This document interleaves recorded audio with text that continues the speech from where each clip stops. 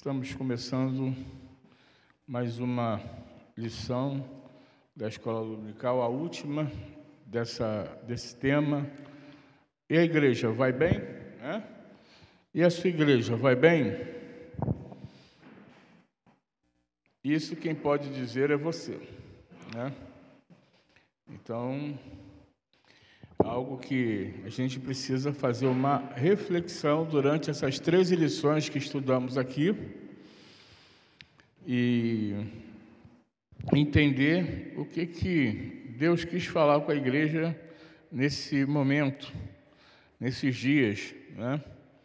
Então é importante a gente ter esse entendimento de saber o que Deus está falando conosco. Hoje é a última lição, que se chama tema como contribuição e socorro.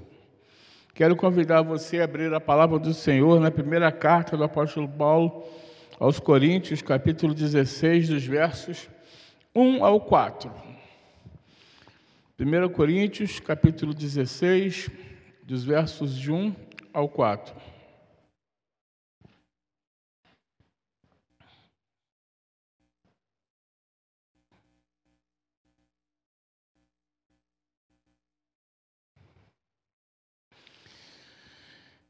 Primeira Coríntios, capítulo 16, dos versos de 1 a 4, que diz assim: Quanto à coleta para os santos, fazei vós também como ordenei às igrejas da Galácia. No primeiro dia da semana, cada um de vós ponha de parte em casa, conforme a sua prosperidade, e vá juntando para que se não façam coletas quando eu for.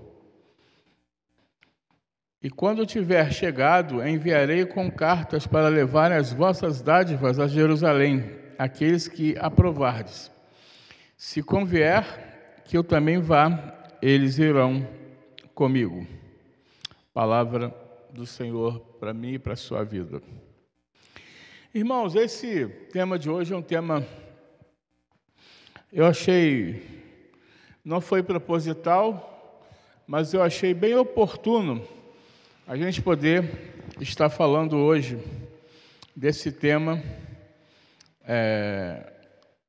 aqui na igreja, na lição da Escola Dominical. Por que eu estou falando isso? Na última Assembleia Geral Ordinária, nós fizemos prestação de contas aos membros da igreja, né? E hoje a nossa igreja ela tem em torno de 140 membros. Podemos dizer que 20% dessas pessoas, dos membros da igreja, são dizimistas. E isso é muito sério. Isso é muito sério porque a igreja, ela é uma igreja, a igreja do Senhor, ela precisa de ser cuidada, ser mantida, tem as suas manutenções, tem os seus gastos mensais, e nós, como conselho da igreja, temos projetos para a igreja para fazer melhorias no templo. Só que nós não fazemos isso sem dinheiro, sem a contribuição dos irmãos. Não fazemos isso sem que os irmãos sejam fiéis nos seus dízimos e nas suas ofertas. Isso, além de ser uma ordenança bíblica, algo que é bíblico na palavra de Deus, isso também está lá na nossa Constituição, que todo membro ele tem o dever e o direito na igreja. Tem seus direitos e tem seus deveres, né? O direito é de opinar, de falar, de sugerir, de participar, e o dever é de manter a igreja espiritual, moral e financeiramente, estar nos trabalhos da igreja, né?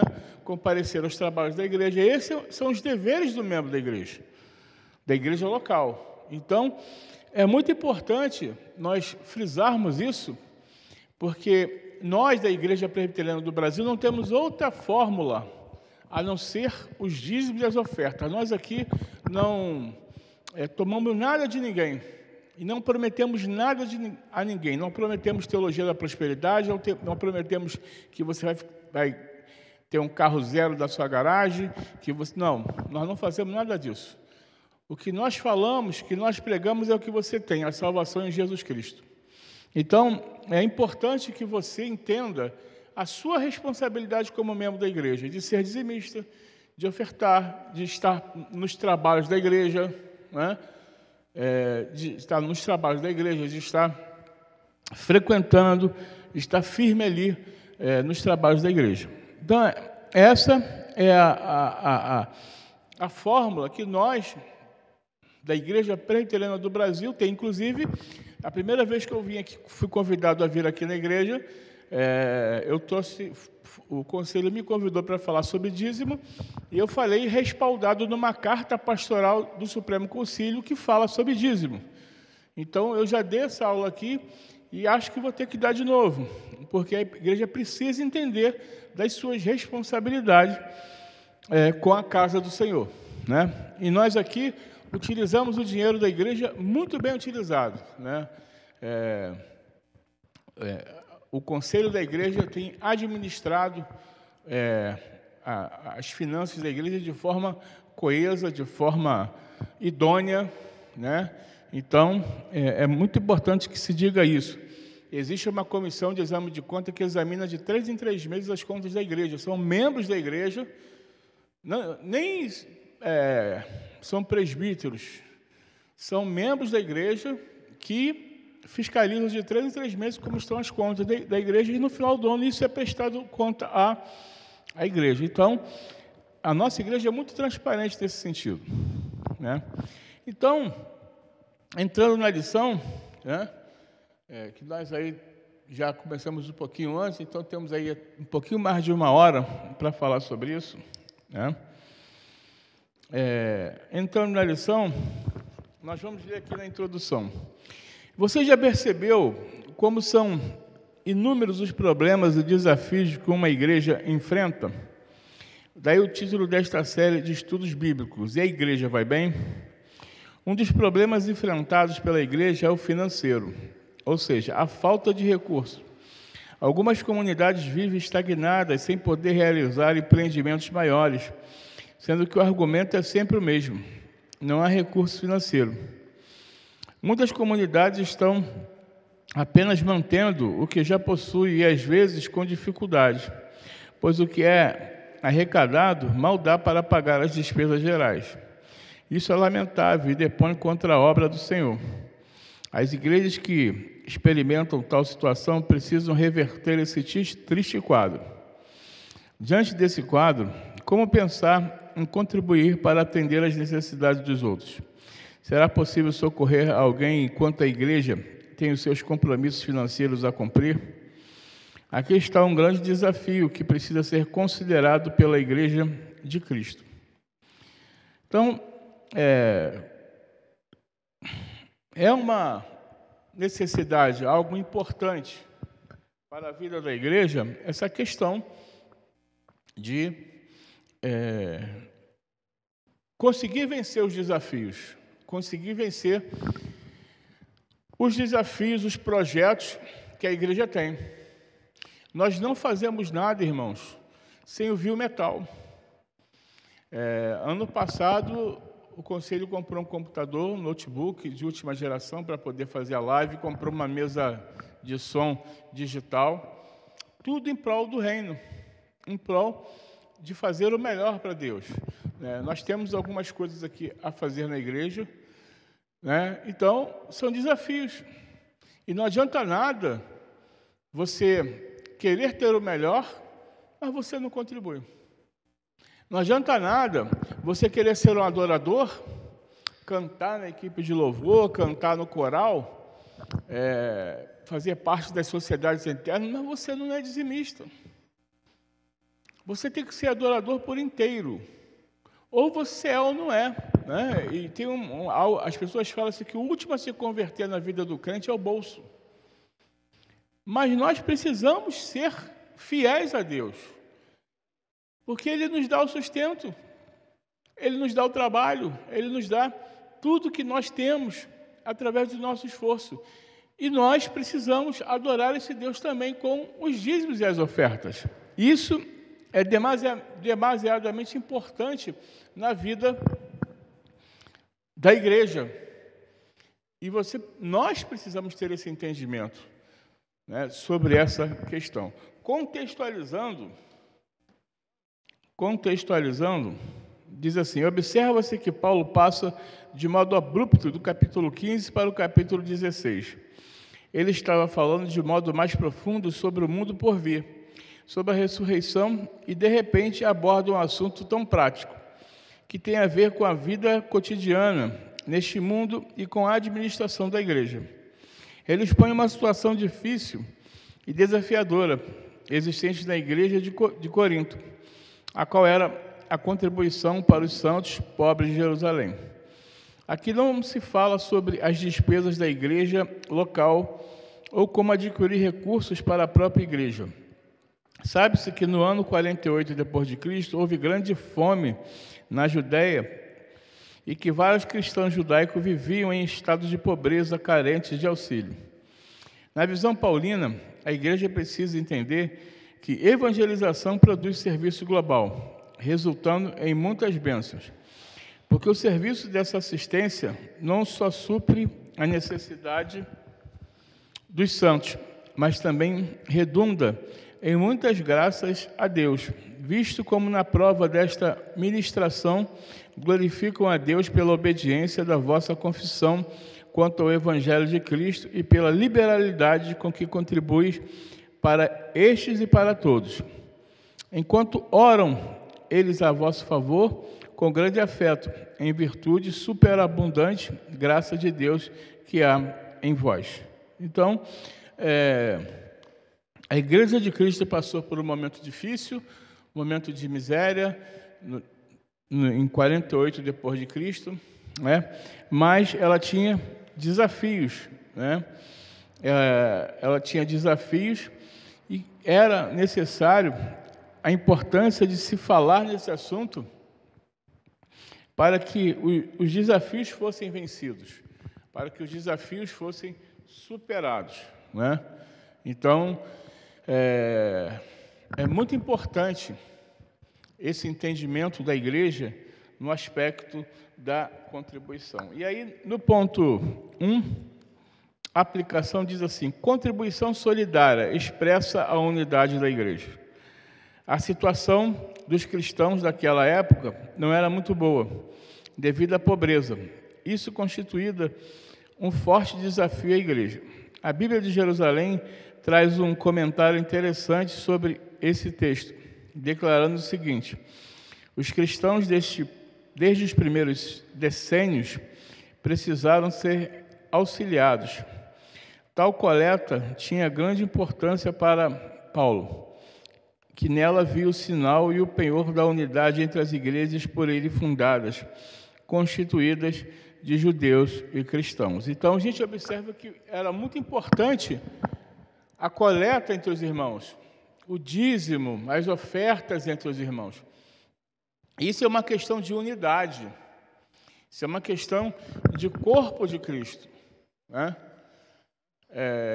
Se todos pensarem da mesma forma, eu não vou entregar meu dízimo à igreja não, porque eu não concordo. Você não concorda com a Bíblia, então. É com a palavra de Deus. Mas eu não vou entregar porque eu discordo. Meu irmão, isso não é da sua alçada. O que você precisa fazer é ser obediente. Você precisa ser fiel. Você precisa agir com fidelidade. A igreja ela tem uma administração, ela presta conta e ela cuida dos bens da igreja. Então, ela tem uma direção para isso. Então, tem pessoas que falam assim: eu vou comprar um microfone para a igreja, e esse microfone é meu dízimo. Está errado. Está errado. Você entrega seu dízimo e deixa que o microfone a igreja compra. Estou dando um exemplo de um microfone, mas são N coisas que às vezes as pessoas fazem porque é o meu dízimo. Não, não é assim que funciona. Né? Não é assim que funciona. Se você quer dar uma guitarra para a igreja, você doa.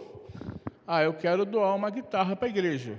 Mas isso não é seu dízimo. É uma doação que você está dando, é uma oferta que você está dando. Aí você quer dar uma guitarra para a igreja, você oferta uma guitarra para a igreja. E aí essa guitarra vai entrar lá na ata do conselho que o fulano de tal doou uma guitarra. E essa guitarra passa a ser da igreja. Você vai trazer uma nota fiscal, dar essa nota fiscal para o conselho dessa guitarra. E aí você está dando uma oferta. Isso não é dízimo. Então você vai chegar no conselho e falar, eu dou toda uma guitarra, está aqui a nota fiscal dela, para você saber a procedência de onde ela vem, e essa guitarra está sendo doada para a igreja. E aí vai entrar na lista de patrimônio. Isso é uma oferta, não é dízimo. Eu vou ali, faço uma compra de R$300 e dou para a igreja para dar para a cesta básica. Não é dízimo, é uma oferta.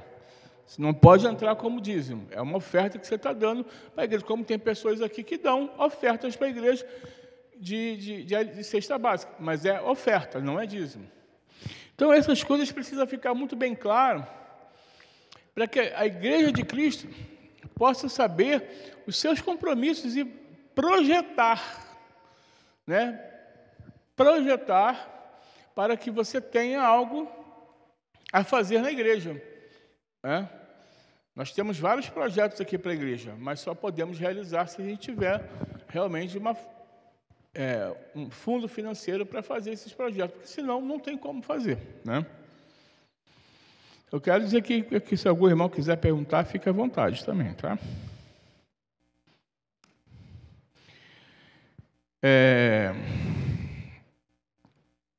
Não podemos esquecer que a vida financeira também faz parte do testemunho cristão. Quando se une em prol dos necessitados, a igreja dá um testemunho positivo. Infelizmente, o individualismo e o egoísmo estão arruinando igrejas inteiras, não permitindo que elas cresçam, sendo assim mais abençoadas por Deus. Quando a unidade é expressa no atendimento aos necessitados, a igreja cumpre sua missão e, acima de tudo, agrada a Deus.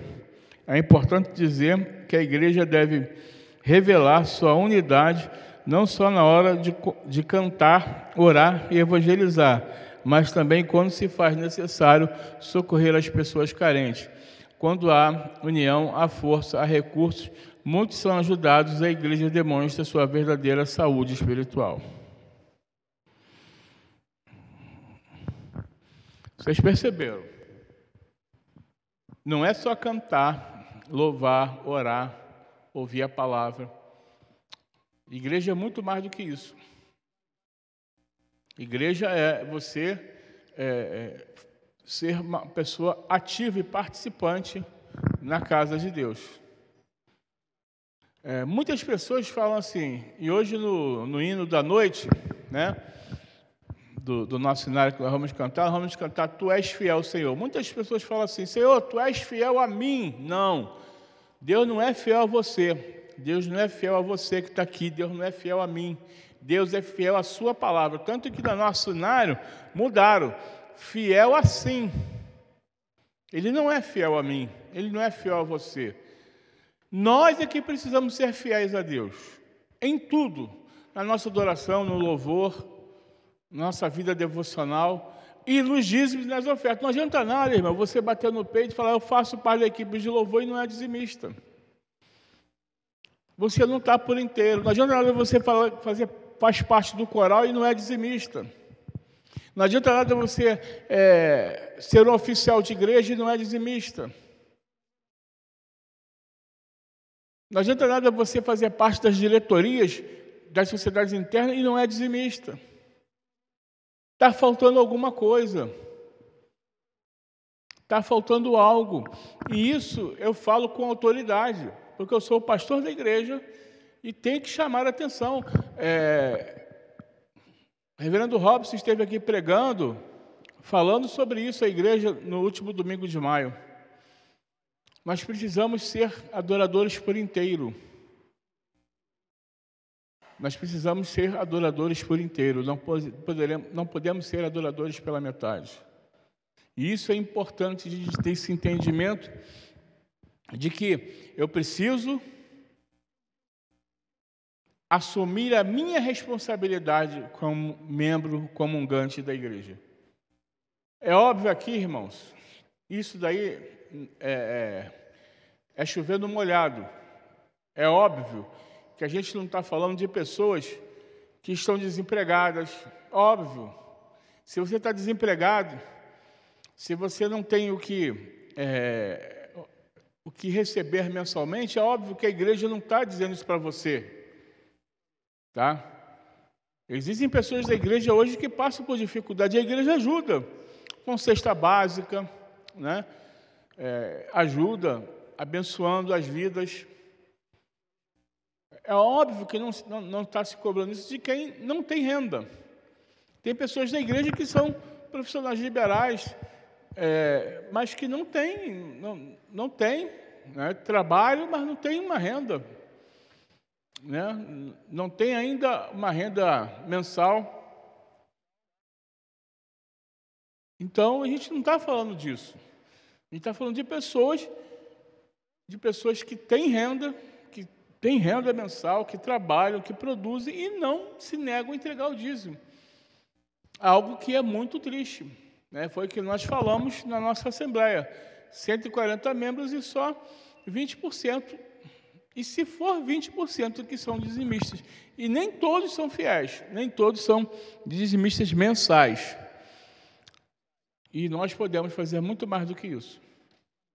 Se você quer uma igreja bonita, uma igreja reformada, uma igreja com várias situações aqui para melhorar até as condições de problemas que a igreja passa todo ano, quando enchente, quando chove, que entra água na igreja, nós precisamos assumir essa responsabilidade na casa de Deus. Segundo ponto, a contribuição solidária traduz em ação o ensino de Jesus. Jesus sempre se mostrou solidário para com as pessoas mais carentes. Ele foi ao encontro dos indivíduos sofridos, oprimidos e marginalizados de seu tempo. Em seu ministério público, percorrendo vários caminhos, a solidariedade e o socorro aos carentes eram algo real. O ensino de Jesus apresenta o desafio de repartir com os menos favorecidos. O próprio Senhor se deu totalmente pelos outros. Conforme C. Peter Wagner, o equilíbrio certo entre o ministério evangelístico e social não era problema para Jesus. Os cristãos de Corinto compreenderam claramente a mensagem de Cristo. Exerciam com zelo e dedicação o socorro aos necessitados, como sinal de obediência ao ensino de Jesus. Ser cristão não é só usufruir os privilégios conferidos por Cristo e pela sua igreja, mas fazer o que Cristo fez, especialmente indo ao encontro dos que sofrem, a fim de minorar a sua dor. O papel da igreja é um papel de acolher as pessoas menos favorecidas, os mais necessitados. Né? Só que hoje, irmãos, nós precisamos ter critérios para isso. Nós precisamos ter critérios. Ano passado, a igreja arrecadou, com doações de alimento, mais de 1 tonelada de alimentos. Nós já estamos aí, esse ano, já com mais ou menos 350 quilos arrecadados durante esse ano. E a igreja arrecadou no passado mais de 1 tonelada. E tudo foi distribuído para as pessoas que necessitam. Membros da igreja, pessoas membros da igreja e pessoas que não são membros da igreja. E nós estamos fazendo isso ainda. Essa semana eu fui com a irmã Geralda e com o irmão Marcelo na casa de uma jovem senhora e que foi indicada por uma irmã da igreja. Nós fomos lá. Esse é o detalhe. Não é chegar aqui na porta e pedir e você dar. Não. Nós fomos lá, vimos a necessidade da pessoa, vimos a situação da pessoa. Como igreja, eu, o Marcelo e a Geralda. Como igreja, vimos a necessidade daquela pessoa precisa muito de ajuda. O marido faleceu há 3 meses de Covid, ela estava grávida de 7 meses, e agora o neném nasceu, está com 2 meses, e ela não tem ninguém. Nem o Bolsa Família está recebendo e tal, então realmente é uma situação bem difícil, né? Então a igreja vai ajudar com uma cesta básica para aquela mulher. Ela não é membro da igreja, mas é algo que a igreja está aqui para fazer isso. E a igreja faz isso. Só que isso é uma oferta. A cesta básica, quando você dá para a igreja, é uma oferta, não é o seu dízimo. É algo que nós precisamos entender. Quando você traz uma cesta básica para a igreja, você está trazendo uma oferta, né? Dízimo é diferente. Então, a igreja está aqui para ajudar socialmente, para fazer uma obra social às pessoas que precisam, né? Mas é bom que se diga que não existe ajuda ad eterno. Não existe ajuda ad eterno. Isso é uma ajuda transitória, algo que você ajuda transitoriamente. Vai ter um momento que a pessoa não vai precisar mais. E nós precisamos ter esse entendimento. Que a ajuda que a igreja dá, eu lembro que uma vez eu fui numa igreja e o pastor falou: irmãos, a igreja ajuda para o momento transitório da pessoa. E a igreja precisa ter esse entendimento, porque outras pessoas precisam, outras pessoas necessitam. Então as coisas têm que também melhorar. E a pessoa precisa buscar um melhoramento, precisa buscar melhorar, né? Crescer, não ficar dependente. Vocês já ouviram falar da história da vaquinha? Quem já ouviu falar da história da vaquinha? Já, Dinha? Já? Como é que é a história da vaquinha? Fala só um pedacinho para ver se você sabe mesmo.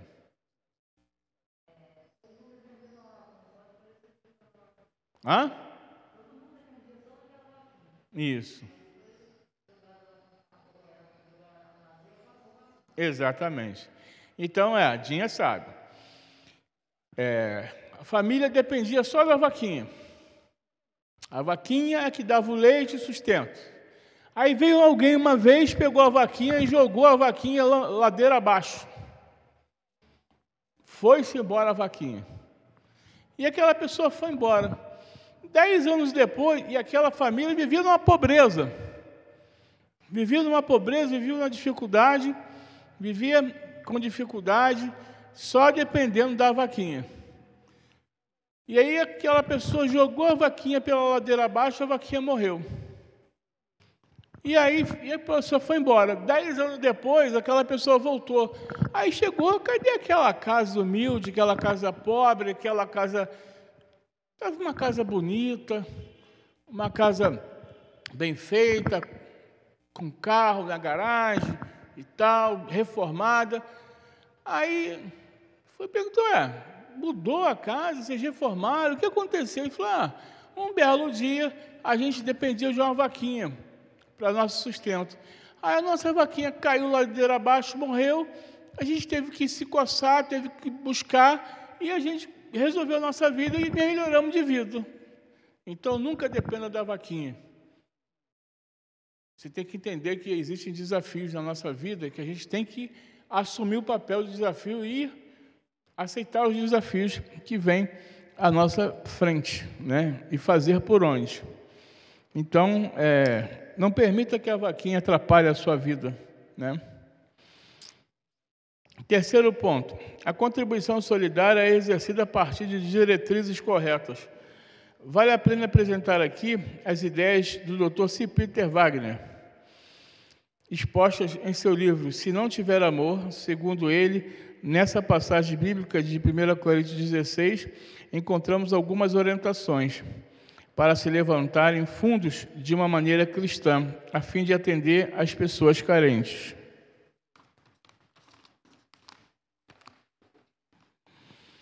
Em primeiro lugar, divulgar necessidades. As necessidades devem ser divulgadas de maneira clara e precisa. O assunto indicado nesse versículo não poderia ser mais claro. Observe-se que Paulo não só é direto, mas também enfático. Ordenei às igrejas da Galácia. Ele não é tímido, nem está se desculpando por pedir dinheiro. Definida a necessidade, ele a divulga com grande firmeza.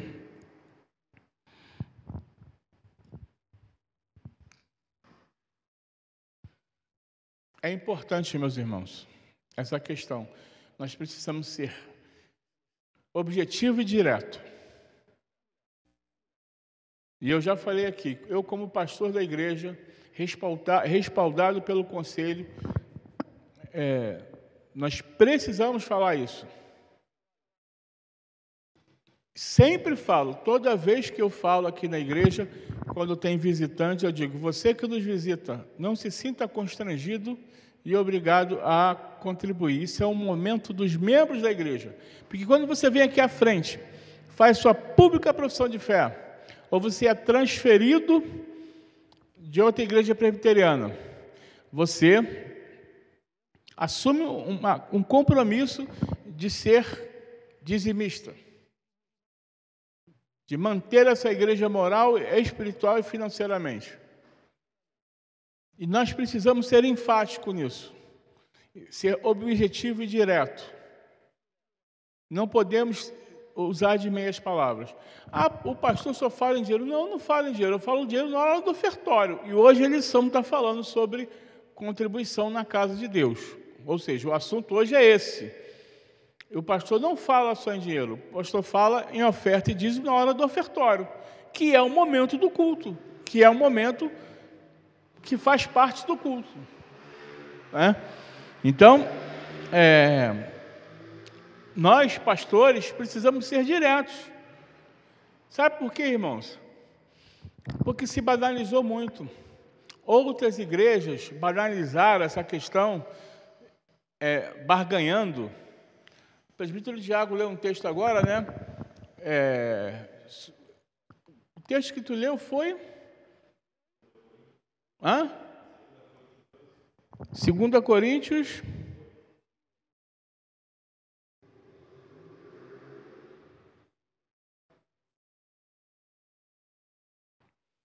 2 Coríntios 2, 14, né?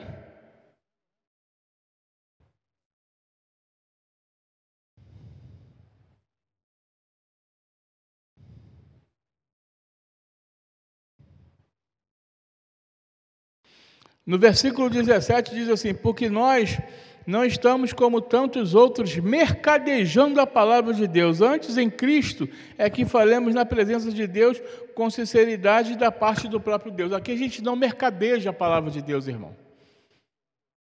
É preciso deixar bem claro, nós não mercadejamos, não barganhamos a palavra de Deus. Isso é muito importante. Nós só falamos do dízimo das ofertas na hora do ofertório. E nós não temos outro método. Esse é o método bíblico, uma ordenança, como Paulo fala aqui, né?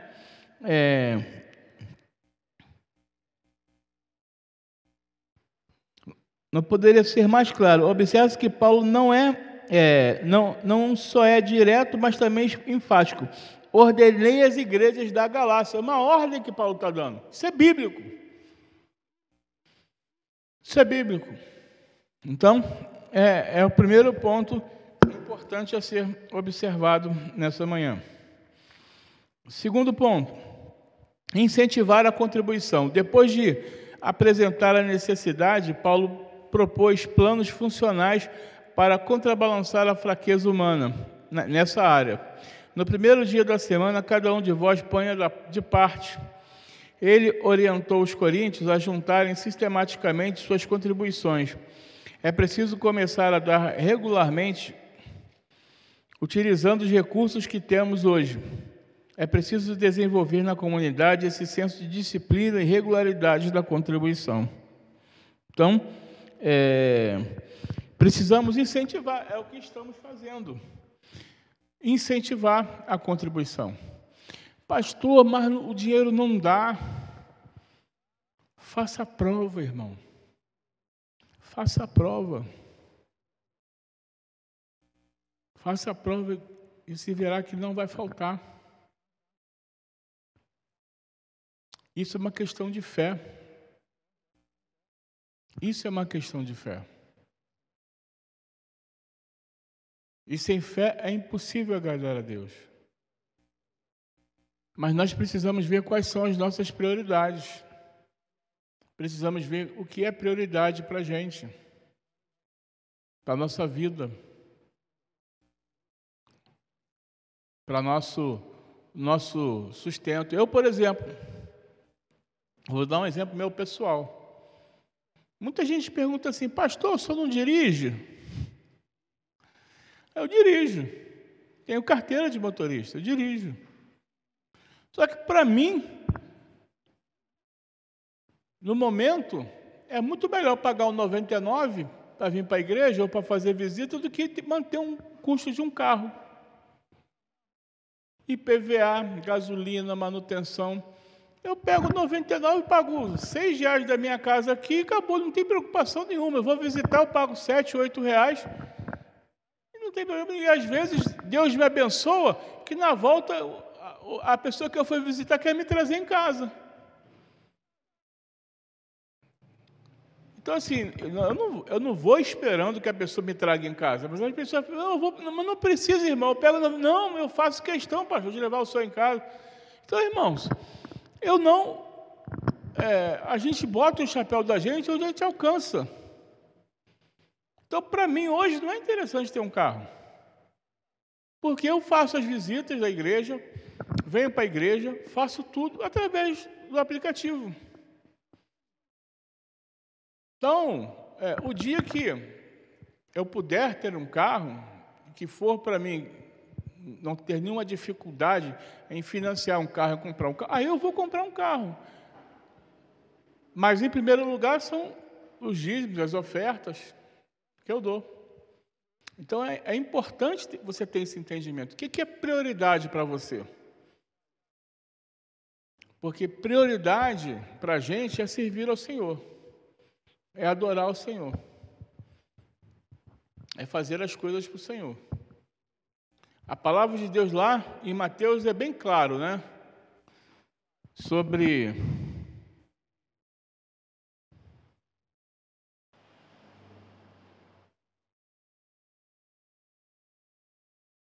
Mateus 6,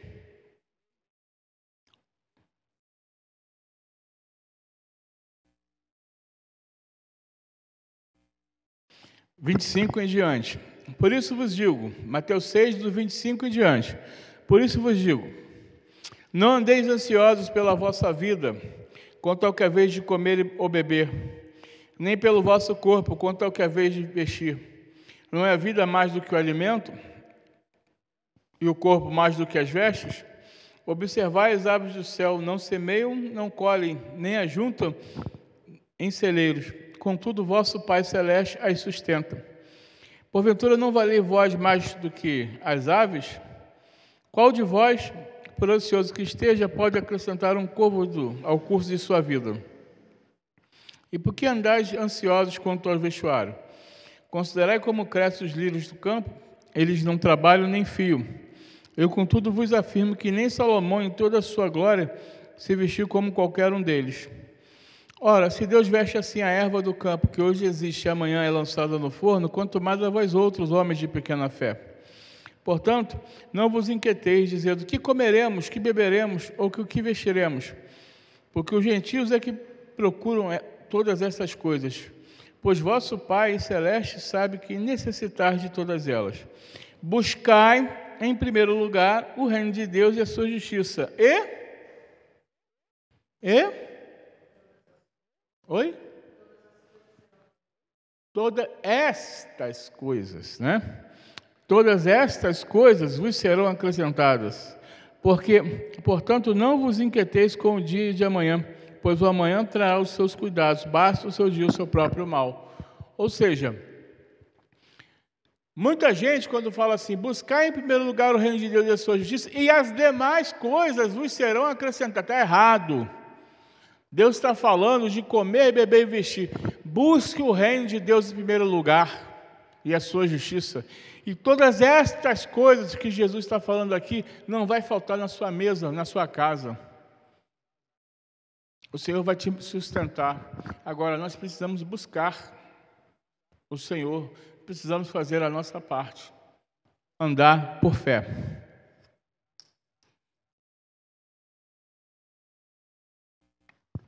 Terceiro ponto, dar proporcionalmente. A contribuição deve ser proporcional. No primeiro dia da semana, cada um de vós põe da parte em casa conforme a sua prosperidade. Os que ganham mais devem dar mais. Os judeus sabiam que tinham de entregar o dízimo, por isso era praticado já antes de Moisés, sendo que Abraão deu o dízimo de tudo a Melquisedeque. Se 10% era a orientação básica para os judeus, deveria ser o mínimo para os cristãos. Eu sou adepto do dízimo gradual, afirma Peter Wagner. Quando o nosso ganho aumenta, nossa porcentagem de contribuição deveria aumentar também. Se isso fosse praticado, mais pessoas seriam ganhas para Cristo. Mais pobres seriam alimentados e vestidos, e nossas igrejas floresceriam como pessegueiros na primavera. E Deus estaria mais satisfeito conosco do que está atualmente.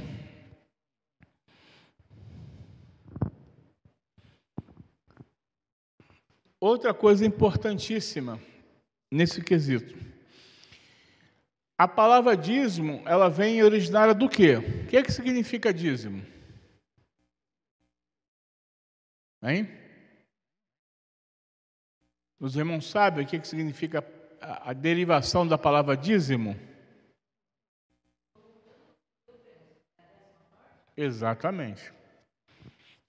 Então, hoje, qual é o menor salário que se ganha no Brasil hoje? Qual é o valor? Hã? Qual é o salário mínimo?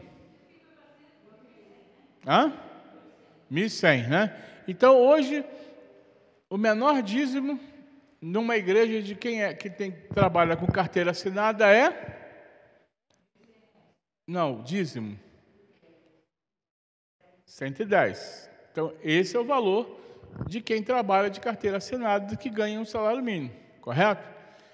Tem o profissional liberal, aquela pessoa que trabalha e que ela não tem um salário fixo. E aí é o que ela ganha por mês, né? Então é o que ela ganha por mês.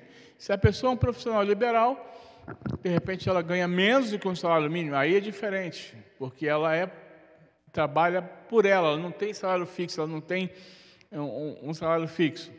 Mas hoje, a pessoa que trabalha em qualquer lugar, onde ela tem uma renda fixa, onde ela tem um salário, uma carteira assinada, onde ela não pode ganhar menos do que R$ 1.100. Então, o menor dízimo de alguém que trabalha com salário fixo, carteira assinada, é R$ 1.100. Então, existem pessoas que ganham R$5.000, R$4.000, R$3.000, R$6.000, R$7.000, R$8.000, R$9.000, R$10.000, R$11.000, R$12.000. E aí o dízimo é proporcional ao que ela ganha mensalmente. Isso é 10% daquilo que você ganha. Por isso que a nossa igreja trabalha dessa forma. Então, o que o autor está falando aqui é dar proporcionalmente. Nós aqui, existem igrejas que falam assim, dê o seu tudo, né? Dê tudo que você tem no bolso aí. Essa semana eu fui visitar uma família e o rapaz estava falando, né, que ele, há muitos anos atrás, uma parente dele, uma tia dele, parece, convidou ele para ir numa igreja, nessas igrejas neopentecostal. E aí ele disse, pastor, parece que eles fazem uma lavagem cerebral, e eles falam e tal, e eu só tinha R$50 no bolso. E aí o pastor falou, dá tudo que você tem aí. E aí ele, já quase pegando os R$50 dele que ele tinha no bolso e tal, quando ele pegou o dinheiro assim para dar, ele falou assim, mas se eu der esses 50 aqui, como é que eu vou voltar para casa? Como é que eu vou trabalhar amanhã? Aí ele falou, parece que Deus tocou na minha mente ali na hora. Eu falei, não vou dar não. Porque a gente precisa ter bom senso, irmãos. Né? A gente precisa ter bom senso. Você vai num local, tem uma campanha lá de desafio financeiro, dá o que você tem na carteira aí. Depois você vai voltar para casa como? A pé? Não. Isso não é bíblico. Desafio financeiro, corrente, isso não é bíblico. Teologia da prosperidade, isso não é bíblico. Oi? Agora é pacto com Deus, né? Então, as coisas vão mudando, né? Eles vão mudando lá os esquemas deles, né? Mas nós não trabalhamos com esquema, nós trabalhamos com a Bíblia, que é a palavra de Deus. A única coisa que nós entendemos que o certo é o dízimo e as ofertas alçadas, né? Então, as pessoas dão proporcionalmente aquilo que elas ganham, né?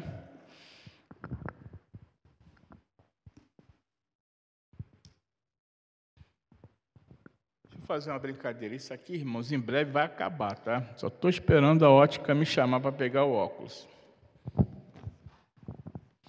Vamos lá. Quarto ponto e último. Deixa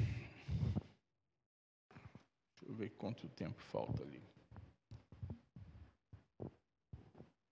Está cedo ainda. Quarto e último ponto. Colher os benefícios pessoais da contribuição. Esse ponto está embasado em 2 Coríntios 9. Será que os cristãos devem dar com a intenção de também receber? É claro que não.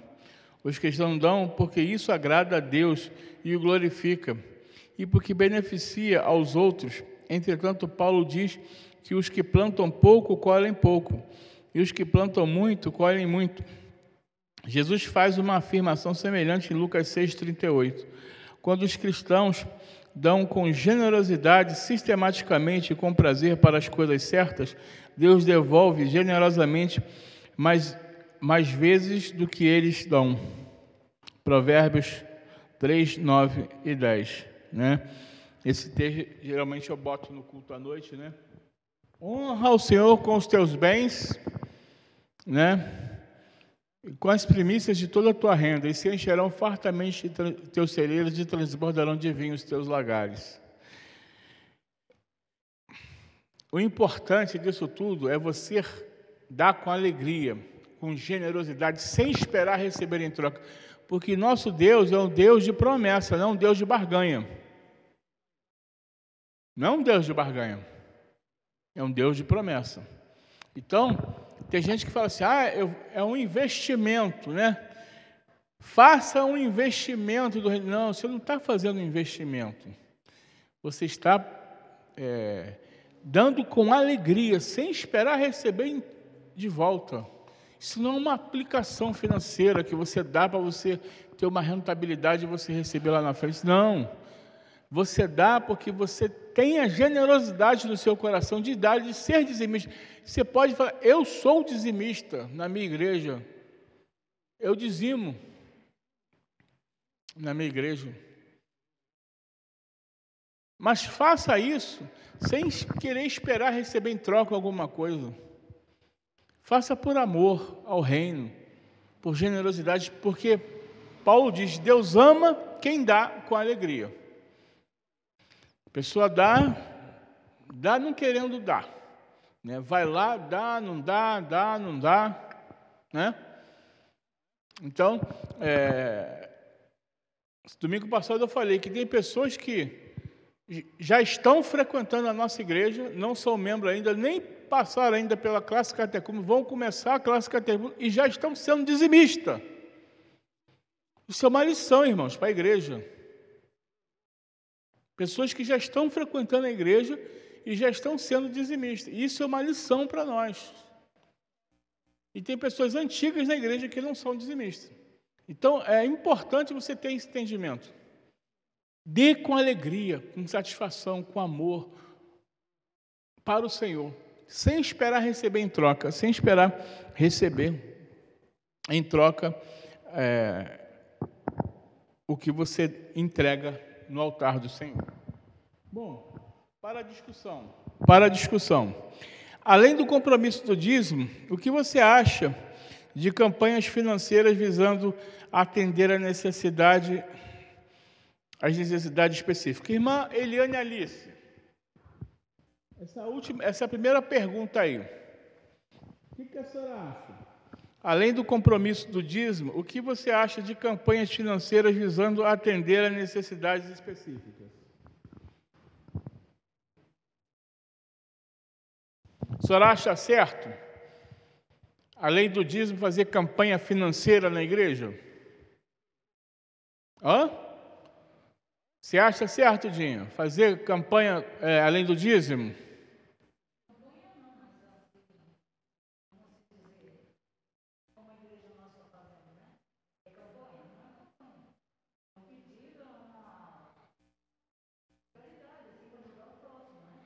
Não, está se falando campanha de dinheiro. Exatamente, né? Além dos dízimos, né? A pergunta fala assim: além do compromisso do dízimo, o que você acha de campanhas financeiras visando atender a necessidade específica? Está errado. Nós não fazemos campanha financeira. Nós falamos do dízimos e oferta. A campanha que a gente faz é doação de alimento. Nem dinheiro para comprar alimento a gente aceita. A pessoa vai, compra uma cesta e traz uma cesta de alimento e dá aquilo. Isso é outra coisa. Aquilo que eu falei, é uma oferta. Isso não pode ser considerado dízimo. Isso não é campanha. Isso é uma forma que a igreja faz de ajudar as pessoas. Então, não é dinheiro que a gente arrecada, são alimentos. As pessoas vêm aqui, traz o meu alimento. Inclusive, eu até esqueci o meu em cima da mesa lá que eu ia trazer hoje de manhã, de noite eu vou trazer. Tá, Geraldo? Vou trazer o meu de noite. Então, campanha de alimento que a gente faz. Então, a gente não faz campanha financeira, desafio financeiro, pacto, como a irmã Eliane falou. Não, a gente não faz isso. A única coisa que nós pregamos são os dízimos e as ofertas, que é bíblico, como nós estudamos hoje aqui pela manhã. Segunda pergunta: quais as principais causas da escassez de recursos em determinadas igrejas? Quais as principais causas de escassez de recursos em determinadas igrejas? Falta de compromisso com o reino de Deus. Falta de compromisso. O reverendo Amauri, que esteve pregando aqui na igreja, ele comentou que na igreja dele, e existem certas igrejas, né, que, por exemplo, isso é uma questão regional, né? A pessoa ela fica 1 ano sem entregar o dízimo. Mas você sabe por quê, Dinha? Por que a pessoa fica 1 ano sem entregar o dízimo? Não, não. Estou brincando. A pessoa fica 1 ano sem entregar o dízimo. Sabe por quê? É porque ela é agricultor. Então, eu não sei o período, se são 6 meses ou 1 ano e tal. Eu sei que é o seguinte: a pessoa ela é um agricultor. Então, ela vai lá, ela planta a soja, ela colhe a soja, e aí ela vende a soja. Na hora que ela vendeu a soja, ela tem o dinheiro dela. Aí é uma pancada que ela dá, 1 vez por ano. Isso no interior do Brasil, isso é normal acontecer. Entendeu?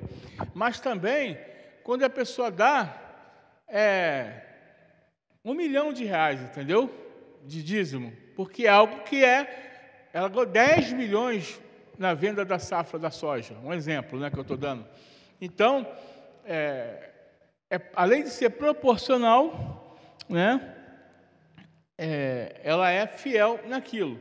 Então, o fato das pessoas não serem fiéis é o problema que atinge as igrejas, né? As principais causas da escassez de recurso, das pessoas não contribuírem com amor, com generosidade, com carinho, com desejo de servir ao Senhor, de fazer o melhor para Deus. Última pergunta, quais são os possíveis resultados para a obra de Deus quando os crentes contribuem de modo solidário? Deus abençoa. Deus abençoa. Deus faz multiplicar. Deus, Ele abençoa tanto os membros da igreja quanto a igreja.